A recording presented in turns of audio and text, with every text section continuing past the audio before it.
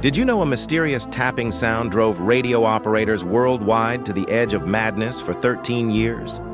It started in 1976, when ham radio enthusiasts suddenly heard an aggressive mechanical tapping interrupting every frequency.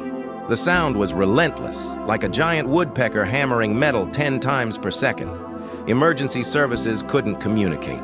Pilots lost contact with control towers. Amateur radio operators went silent, their hobby destroyed. Nobody knew where it came from, but everyone called it the Russian woodpecker. The Soviet Union denied everything while the tapping grew stronger each month.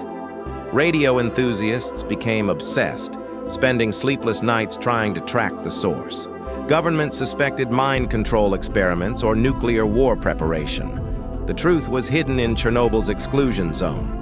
A massive antenna array over 700 meters long and 150 meters high. Duga-3, a nuclear early warning system so powerful it could detect stealth aircraft from thousands of miles away. For 13 years, this secret radar potentially prevented nuclear war while accidentally driving the world's radio operators insane.